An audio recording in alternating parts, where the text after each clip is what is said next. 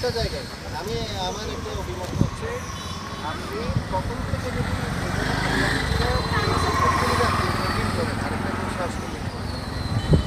দ্বিতীয় জন আর এই অপরাধটা করবে,